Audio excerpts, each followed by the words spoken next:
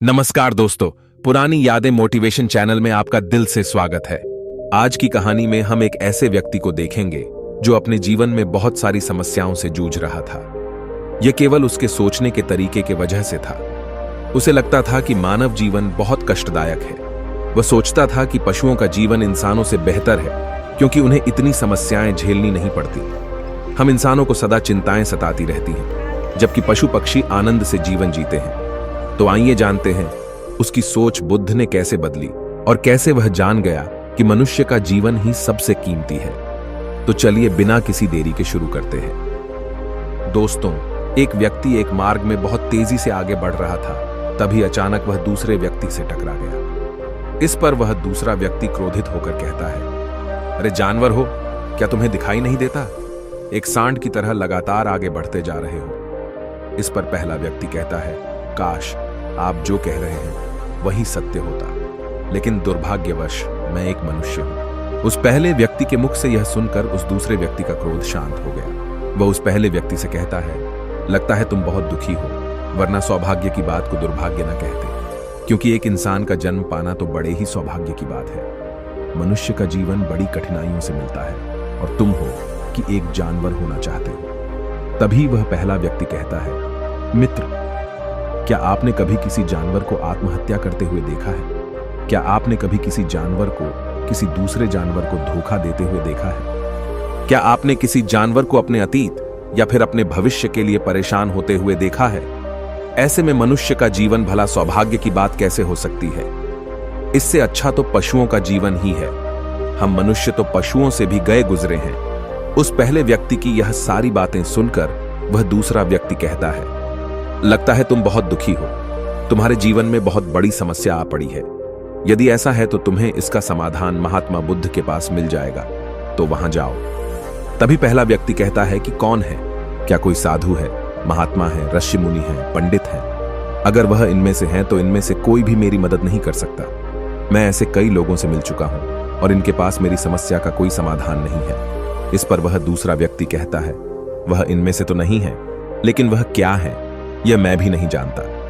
बस मैं इतना ही जानता हूं कि जो भी उनके पास जाता है उनकी सभी समस्याओं का समाधान वह बड़ी सरलता से कर देते हैं। जो भी उनके पास आता है वह अपने सारे दुख दर्द वहीं पर छोड़कर चला आता है। उस दूसरे व्यक्ति की बात सुनकर पहले व्यक्ति को लगा कि उसे भी महात्मा बुद्ध से मिलना चाहिए। उसने उस दूसरे व्यक्ति से कहा, ठीक है भाई, अगर तुम कहते हो तो मैं एक बार उनसे भी मिल लेता हूं। उन्हें भी देख लेता हूं कि आखिर ऐसी क्या बात है जो लोगों की समस्याओं का समाधान बड़ी सरलता से कर देते हैं। इतना कहकर वह व्यक्ति अगले ही दिन महात्मा बुद्ध से मिलने के लिए निकल पड़ा। लगातार 3 दिन की यात्रा करने के बाद आखिरकार वह महात्मा बुद्ध के पास जा पहुंचा। जब वह महात्मा बुद्ध के करीब पहुंचा तो उसने देखा कि महात्मा बुद्ध अपने सभी शिष्यों को उपदेश दे रहे थे। महात्मा बुद्ध कह रहे थे, इस पृथ्वी पर उपस्थित हर किसी का जीवन बहुत कीमती है, परंतु मनुष्य जीवन अनमोल है। इसका उपयोग कर मनुष्य जीवन के उच्चतम शिखर तक पहुंच सकता है और इसी मनुष्य जीवन के कारण हम मनुष्य पशुओं से नीचे भी आ सकते हैं। महात्मा बुद्ध का यह उपदेश समाप्त होते ही वहां पर जो भी लोग बैठे हुए थे वह वहां से चले गए। तभी वह व्यक्ति महात्मा बुद्ध के करीब पहुंचा और वह महात्मा बुद्ध को प्रणाम करके कहता है, हे बुद्ध, आप कहते हैं कि हम मनुष्य का जीवन अनमोल है। आखिर हम मनुष्य के जीवन में ऐसी क्या बात है? हम मनुष्य के जीवन में कीमती जैसा क्या है?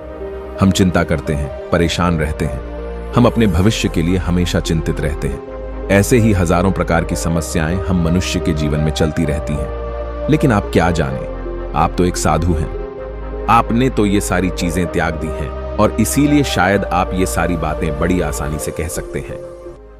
मुझे तो यही लगता है कि मनुष्य का जीवन बहुत ही कठिन है, हमें इसे समाप्त कर लेना चाहिए। आपने कभी किसी पशुओं को देखा है ना, तो वह चिंता करते हैं, ना ही उन्हें किसी तरह की तकलीफ होती है, ना ही वह कोई परेशानी में रहते हैं। वह तो अपना जीवन मौज मस्ती में जीते हैं। ना ही उन्हें अपने भूतकाल की चिंता होती है और ना ही भविष्य की। ना ही वह किसी को धोखा देते हैं और ना ही किसी से शिकायत करते हैं। वह तो बस अपना जीवन जीते रहते हैं। और वहीं पर दूसरी तरफ हम मनुष्य का जीवन ठीक इसका उल्टा है। मुझे तो यही लगता है कि मनुष्य का जीवन पशु के जीवन से भी बदतर है। मनुष्य जीवन एक श्राप है जो हमें मिला है। ऐसे में आपको मनुष्य जीवन में ऐसी क्या विशेषताएं नजर आती हैं जो आप लोगों को झूठ बताते रहते हैं कि हम। मनुष्य का जीवन बहुत कीमती है, बहुत मूल्यवान है।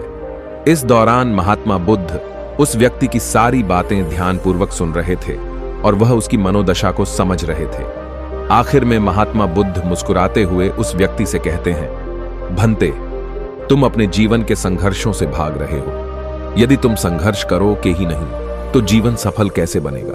और जब हम संघर्षों से भागते हैं तो हमारा जीवन दूसरों के अधीन हो जाता है और फिर हमें दूसरों के अनुसार ही चलना पड़ता है। इसलिए हमें अपने जीवन के लिए संघर्ष तो करना ही पड़ता है। महात्मा बुद्ध के मुख से यह सुनकर वह व्यक्ति बहुत अचरज में पड़ गया। उसने तुरंत ही महात्मा बुद्ध को प्रणाम किया, उनके चरणों में जा गिरा और उनसे कहने लगा, हे बुद्ध, आपको कैसे पता चला कि मैं अपने जीवन में संघर्षों से भाग रहा हूं, उनसे बचना चाहता हूं? मेरे जीवन में जब भी कोई समस्या खड़ी होती है तो मैं उसका सामना नहीं कर पाता, बल्कि मैं उसे छोड़कर भाग जाना चाहता हूं। आगे महात्मा बुद्ध उस व्यक्ति से कहते हैं, तुम्हें लगता है कि पशुओं का जीवन हमसे लाख गुना अच्छा है, क्योंकि वह अपना जीवन खुद समाप्त नहीं कर सकते, क्योंकि वह किसी को धोखा नहीं देते और न ही आने वाले भविष्य की चिंता करते हैं।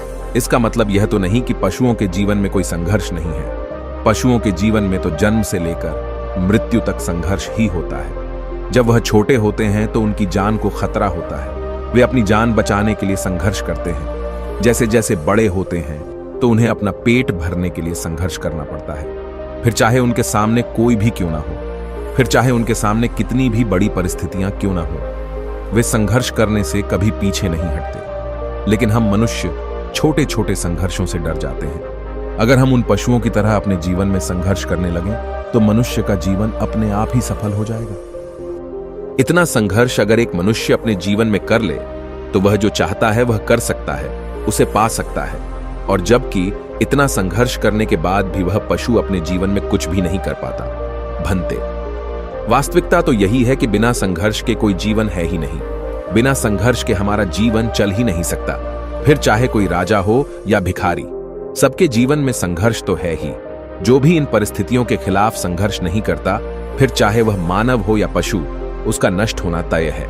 इस पर वह व्यक्ति कहता है, हे बुद्ध, क्या आप मुझे कोई ऐसी चीज दे सकते हैं जिससे मेरे जीवन के सारे संघर्ष हमेशा हमेशा के लिए मुझसे दूर हो जाएं? मेरी सारी चिंताएं, सारी समस्याएं, सारी परेशानियां हमेशा हमेशा के लिए खत्म हो जाएं और मेरा जीवन हमेशा हमेशा के लिए सुखमय बन जाए। उस व्यक्ति की यह बात सुनकर महात्मा बुद्ध एक बार फिर से मुस्कुराने लगे और उस व्यक्ति से कहते हैं, भंते, मैं तुम्हें वह चीज तो नहीं दे सकता, लेकिन हां, मैं तुम्हें वहां तक पहुंचने का रास्ता जरूर बता सकता हूं। यदि तुम वहां तक पहुंचने का संघर्ष कर लो तो तुम वहां तक पहुंच ही जाओगे और तुम्हें वह चीज मिल जाएगी। लेकिन मेरी एक बात और याद रखना कि इसका अर्थ यह भी नहीं है कि इसके बाद से तुम्हारे जीवन में परेशानियां या फिर समस्याएं आनी बंद हो जाएंगी।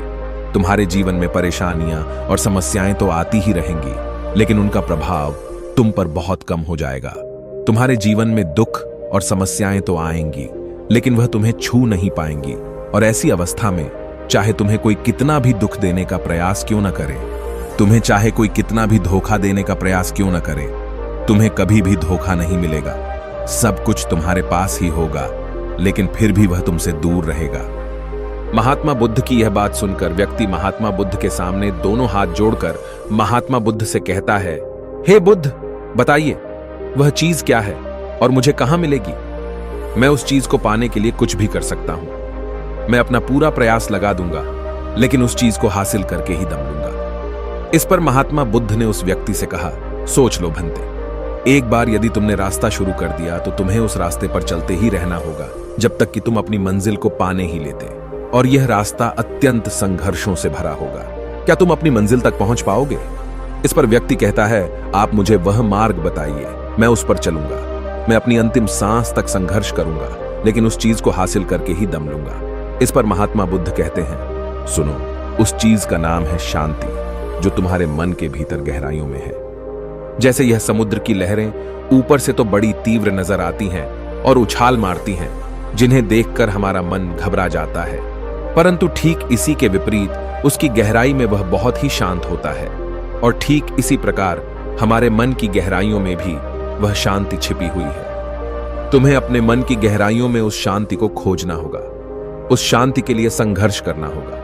और अगर तुम रास्ते से नहीं भटके तो जैसा मैंने तुम्हें कहा है वह सब तुम्हें मिलेगा जो तुम चाहते हो। महात्मा बुद्ध के मुख से यह सुनकर वह व्यक्ति कहता है, हे तथागत, मैंने तो सोचा था कि आप मुझे कोई ऐसी वस्तु बताएंगे जिसे मैं किसी भी हालत में खोज लूंगा और उसके बाद मेरा जीवन सुखमय बन जाएगा। इस दुनिया में ऐसी कोई चीज जिसे खोजा नहीं गया उसे तो खोजा जा सकता है, लेकिन मैं अपने मन के भीतर कैसे जा सकता हूं? वहां भला कौन सा मार्ग जाता है? वहां भला ऐसी कौन सी सवारी जाती है जिस मार्ग पर मैं चलकर या फिर उस सवारी के द्वारा वहां तक पहुंच सकता हूं? इस पर महात्मा बुद्ध मुस्कुराने लगे और उस व्यक्ति से कहते हैं, भंते, वहां पर कोई सवारी नहीं जाती और न ही वहां पर मनुष्य पैदल जा सकता है। फिर भी वह एक मार्ग है और उस मार्ग पर चलना ही पड़ता है। इस पर वह व्यक्ति कहता है, हे बुद्ध, तो आप मुझे बताइए, मैं उस मार्ग पर चलकर कैसे अपने मन के भीतर की उस शांति को खोज सकता हूं? इस पर महात्मा बुद्ध ने कहा, इस दुनिया में सबसे शक्तिशाली क्या है? इसका जवाब देते हुए वह व्यक्ति कहता है, हे बुद्ध, इस दुनिया में सबसे शक्तिशाली चक्रवर्ती सम्राट है जिसके पास असीम शक्ति है, जिसके पास सब कुछ है, उसके पास किसी चीज की कोई कमी नहीं। इसके जवाब में महात्मा बुद्ध कहते हैं, नहीं, इस दुनिया में सबसे शक्तिशाली चीज है इच्छा, और यही इच्छा इस दुनिया को चला रही है। जो कोई भी कुछ भी कर रहा है वह उसकी इच्छा का ही परिणाम है, उसका कर्म है, सब कुछ उसकी इच्छा के अनुसार ही चल रहा है। जहां तक बात है एक चक्रवर्ती सम्राट की, तो एक इच्छा एक चक्रवर्ती सम्राट को भी धूल में मिटा सकती है, और वहीं पर उसी के विपरीत एक इच्छा एक आम इंसान को भी एक चक्रवर्ती सम्राट बनाने में सक्षम है। इस दुनिया में जो कोई भी है, जहां कहीं भी है, जिस किसी भी परिस्थिति में है, वह उसकी इच्छा के अनुसार ही है, वह उसकी इच्छा का परिणाम ही है। अपनी इच्छा के बल पर मनुष्य इस जीवन में कुछ भी कर सकता है, लेकिन एक वास्तविकता यह भी है कि मनुष्य अपनी इच्छा पर नियंत्रण नहीं कर पाता, जिस कारण उसके जीवन में वह सब भी घटित होता रहता है जिसकी वह चाहत नहीं रखता। हमारे मन की बुरी इच्छाएं हमारी तरफ बुरी चीजों को खींचती हैं, इसलिए इच्छा बहुत सोच समझकर करनी चाहिए। हमें अपने जीवन में क्या चाहिए यह केवल हम अपनी इच्छा से ही निर्धारित कर सकते हैं। इस पर वह व्यक्ति कहता है, हे बुद्ध, तो क्या मैं अगर यह इच्छा करूं कि मुझे अपने मन की भीतर की शांति मिल जाए तो क्या वह मुझे मिल जाएगी? तभी महात्मा बुद्ध कहते हैं, भंते, इस दुनिया में सबसे शक्तिशाली इच्छा अवश्य ही है, परंतु फिर भी मनुष्य न जाने अपने जीवन में तरह तरह की इच्छाएं पालता है, लेकिन वह सारी इच्छाएं उसकी पूर्ण नहीं हो पाती। जानते हो क्यों? क्योंकि उस इच्छा को पूरा करने के लिए एक और चीज की आवश्यकता पड़ती है, और वह एक चीज की कमी मनुष्य के जीवन में हमेशा बनी रहती है। क्या तुम उसके बारे में जानते हो? इस पर वह व्यक्ति कहता है, नहीं बुद्ध, मैं नहीं जानता। वह क्या चीज है? तभी महात्मा बुद्ध कहते हैं, भंते, संकल्प। संकल्प के बिना इच्छा व्यर्थ है। संकल्प के बिना तुम चाहे कितनी भी बड़ी इच्छा क्यों न कर लो, लेकिन वह कभी पूरी नहीं हो सकती। संकल्प जितना मजबूत होगा, तुम्हारी इच्छा भी पूरी होने की संभावना उतनी ही अधिक होगी, और संकल्प जितना कमजोर होगा, तुम्हारी इच्छा भी उतनी ही कमजोर होगी। इस पर वह व्यक्ति महात्मा बुद्ध से कहता है, हे बुद्ध, तो इसका अर्थ यह हुआ कि यदि मुझे शांति पाने की इच्छा है और मैं इसे पाने के लिए दृढ़ संकल्प करूं, तो क्या मुझे वह शांति मिल जाएगी? तभी महात्मा बुद्ध कहते हैं, भंते, संकल्प भले ही इच्छा को शक्ति प्रदान करता है, परंतु इच्छा और दृढ़ संकल्प होने के बाद भी व्यक्ति अपने मंजिल तक पहुंच नहीं पाता, क्योंकि वह राह में भटक जाता है और फिर थक हार कर वह अपने संकल्प को त्याग देता है और अपनी इच्छाओं को छोड़ देता है। क्या तुम जानते हो ऐसा क्यों होता है? इस पर वह व्यक्ति कहता है, हे बुद्ध, मुझे नहीं पता। तभी महात्मा बुद्ध कहते हैं, क्योंकि किसी भी मार्ग पर चलने के लिए उस मार्ग के ज्ञान का होना बहुत आवश्यक है, और यह ज्ञान हमें उस मार्ग पर चलकर ही मिल सकता है ना कि केवल बैठकर सोचने से। और जब हम उस मार्ग पर चलते हैं तो हमें छोटी मोटी दिक्कतें, समस्याएं, परेशानियां आती ही रहती हैं, और हम उन छोटी छोटी समस्याओं में फंस कर रह जाते हैं और हमारा संकल्प टूट जाता है। हमारी इच्छा उन छोटी छोटी समस्याओं के सामने कमजोर पड़ जाती है और हम उन समस्याओं के सामने घुटने टेक देते हैं, हार मान लेते हैं, और हमारा पूरा का पूरा जीवन फिर उन्हीं समस्याओं के इर्द गिर्द घूमता रह जाता है और हमारा पूरा जीवन वहीं पर समाप्त हो जाता है। इस पर व्यक्ति कहता है, हे बुद्ध, मैं आपकी बातों को समझने का बहुत प्रयास कर रहा हूं, लेकिन मुझे आपकी सारी बातें समझ नहीं आ रही। कृपया करके आप मुझे साफ और स्पष्ट तौर पर समझाने का प्रयास करें। तभी महात्मा बुद्ध ने उस व्यक्ति से कहा, भंते, मान लो कि तुम्हें किसी गांव में जाना है और वहां पर किसी व्यक्ति से मिलना है, और तुमने यह दृढ़ संकल्प किया है कि तुम उस व्यक्ति से मिलकर ही रहोगे। तुमने अपना सफर तो शुरू किया, लेकिन काफी वर्षों के प्रयास के बाद भी न तो वह गांव खोज पाए और न ही उस व्यक्ति से मिल पाए। तो ऐसे में क्या हुआ? इसके जवाब में वह व्यक्ति कहता है, हे बुद्ध, भला ऐसा कैसे हो सकता है? यदि मैं जीवित हूं और वह व्यक्ति भी जीवित है जिससे मैं मिलना चाहता हूं, और मुझे वह गांव पता है, तो मैं उससे अवश्य ही मिल लूंगा। तभी महात्मा बुद्ध कहते हैं, भंते, तुम्हें उस गांव का नाम पता है और तुम्हें जिसे मिलना है उसका नाम भी तुम्हें पता है, पर तुम्हें यह नहीं पता कि गांव किस दिशा में है। तो ऐसे में तुम कौन सा मार्ग पकड़ोगे और किस मार्ग पर आगे बढ़ोगे? यदि मान लो कि तुमने किसी विपरीत मार्ग को पकड़ लिया, तो क्या वह तुम्हें उस गांव तक ले जाएगा? क्या वह तुम्हें उस व्यक्ति तक मिला पाएगा?